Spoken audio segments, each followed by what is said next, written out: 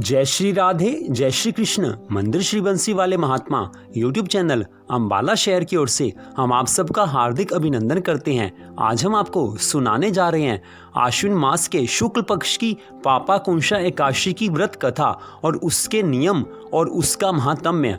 तो इस बार पापाकुंशा एकादशी का व्रत आश्विन मास के शुक्ल पक्ष की पापाकुंशा एकादशी का व्रत 27 अक्टूबर दिन मंगलवार का है। तो जो कोई भी यह व्रत रखना चाहे उसको 27 अक्टूबर दिन मंगलवार को यह व्रत रखना चाहिए। तो व्रत रखने वाले को एक दिन पहले दशमी तिथि तक सायंकाल तक भोजन कर लेना चाहिए।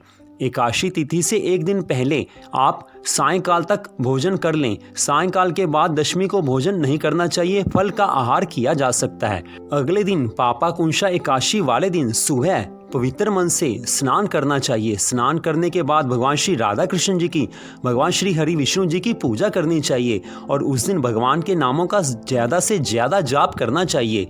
और एकादशी वाले दिन चावल और अन्न का भोजन नहीं किया जाता। चावल और अन्न की सख्त मनाही है एकादशी वाले दिन खाने की। और उस दिन आप फल का आहार कर सकते हो, दूध पी सकते हो और एकादशी वाला जो भी व्रत वाला आप भोजन करते हो उसको आप खा सकते हो, लेकिन अन्न और चावल की सख्त मनाही है। तो उस दिन एकादशी वाले दिन रात्रि में भगवान विष्णु जी की प्रसन्नता के लिए, भगवान श्री राधा कृष्ण जी की प्रसन्नता के लिए रात्रि में भगवान के नाम का संकीर्तन किया जा सकता है। उससे भगवान प्रसन्न होते हैं। तो अब आप सुनिए श्री पापाकुंशा एकादशी व्रत की वह कथा कि जिसको भगवान श्री कृष्ण जी ने युधिष्ठिर जी के पूछने पर बताया था। उस कथा को आप ध्यान से सुने, क्योंकि श्रद्धा से सुनी गई कथा का ही पूरा फल मिलता है। तो अब सुनिए आप पापाकुंशा एकादशी की व्रत कथा। और श्री राधा कृष्ण भगवान की जय। अब पापाकुंशा एकादशी व्रत की कथा।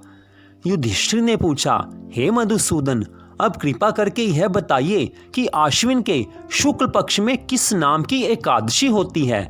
भगवान श्री कृष्ण जी बोले, हे राजन, आश्विन के शुक्ल पक्ष में जो एकादशी होती है वह पापाकुंशा के नाम से विख्यात है। वह सब पापों को हरने वाली तथा उत्तम है।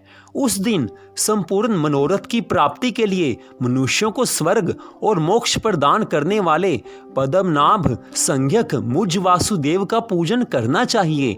जितेंद्रिय मुनि चिरकाल तक कठोर तपस्या करके जिस फल को प्राप्त करता है वह उस दिन भगवान गरुड़ ध्वज को प्रणाम करने से ही मिल जाता है।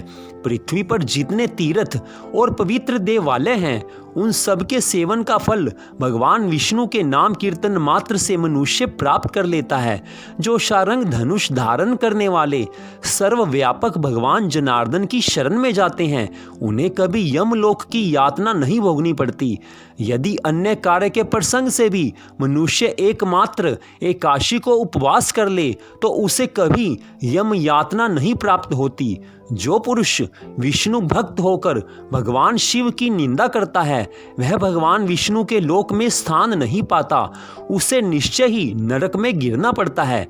इसी प्रकार यदि कोई शैव या पाशुपत होकर भगवान विष्णु की निंदा करता है तो वह घोर रौरव नरक में डालकर तब तक पकाया जाता है जब तक कि 14 इंद्रियों की आयु पूरी नहीं हो जाती।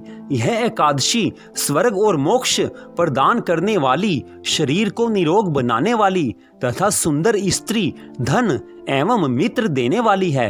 राजन, एकादशी को दिन में उपवास और रात्रि में जागरण करने से अनायास ही विष्णु धाम की प्राप्ति हो जाती है। राजेंद्र, वह पुरुष मातृ पक्ष की 10, पिता के पक्ष की 10 तथा स्त्री के पक्ष की भी 10 पीढ़ियों का उद्धार कर देता है। एकादशी व्रत करने वाले मनुष्य दिव्य रूपधारी, चतुर्भुज, गरुड़ की ध्वजा से युक्त, हार से सुशोभित और पीतांबर धारी होकर भगवान विष्णु के धाम को जाते हैं। आश्विन के शुक्ल पक्ष में पापाकुंशा का व्रत करने मात्र से ही मानव सब पापों से मुक्त हो श्री हरि विष्णु जी के लोक में जाता है। जो पुरुष स्वर्ण, तिल, भूमि, गऊ, अन्न, जल, जूते और छाते का दान करता है वह कभी यमराज को नहीं देखता। हे नृपश्रेष्ठ, दरिद्र पुरुष को भी चाहिए कि वह यथाशक्ति स्नान दान आदि क्रिया करके अपने प्रत्येक दिन को सफल बनावे। जो होम, स्नान, जप, ध्यान और यज्ञ आदि पुण्य कर्म करने वाले हैं उन्हें भयंकर यम यातना नहीं देखनी पड़ती। लोक में जो मानव दीर्घायु, धनवान, कुलीन और निरोगी देखे जाते हैं वह पहले के पुण्यात्मा पुरुष हैं। पुण्यकर्ता पुरुष ऐसे ही देखे जाते हैं। इस विषय में अधिक कहने से क्या लाभ। मनुष्य पाप से दुर्गति में पड़ते हैं और धर्म से स्वर्ग में जाते हैं। हे राजन, तुमने मुझसे जो कुछ पूछा था उसके अनुसार पापाकुंशा महात्मा का मैंने आपसे वर्णन किया। इससे पहले पापाकुंशा एकादशी का व्रत जिसने किया था, अब वह कथा मैं तुमको सुनाता हूँ। प्राचीन समय में विंध्य पर्वत पर क्रोधन नाम का एक बहेलिया रहता था। वह बड़ा क्रूर था।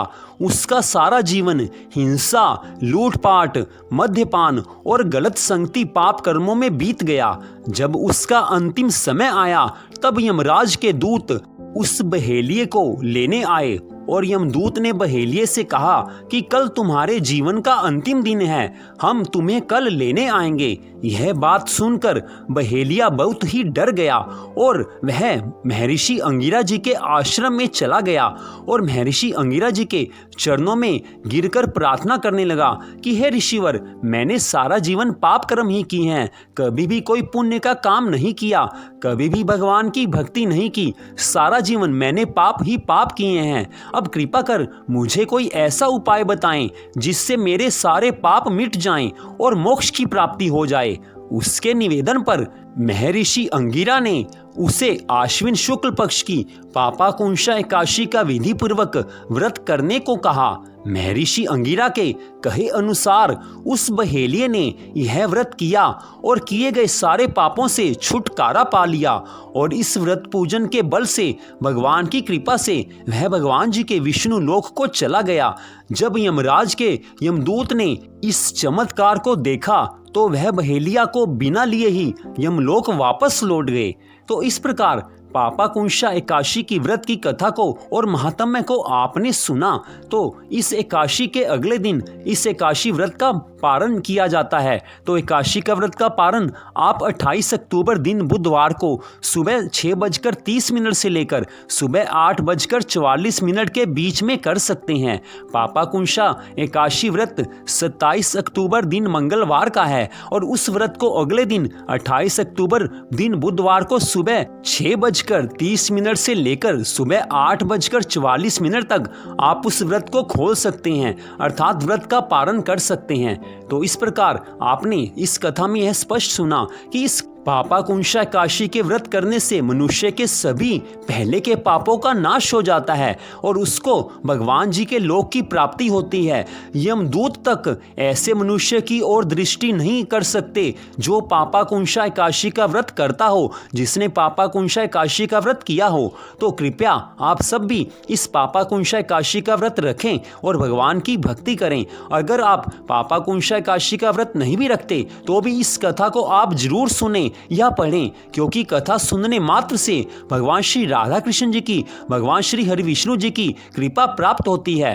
तो यह सारी कथा आप मंदिर श्री बंसी वाले महात्मा यूट्यूब चैनल अंबाला शहर की ओर से सुन रहे थे। अगर इस कथा के विषय में आपको कुछ और जानकारी चाहिए हो तो आप उसको कमेंट बॉक्स में लिखकर आप पूछ सकते हैं, हम आपको उसका उत्तर अवश्य देंगे। तो भगवान श्री राधा कृष्ण जी की, भगवान श्री हरि विष्णु जी की कृपा सदा आप सब पर बनी रहे। इसी मंगल कामना के साथ जय श्री राधा रानी जी की, जय श्री कृष्ण भगवान जी की, जय गोलोक वृंदावन धाम की, बोल राधा रानी की जय हो।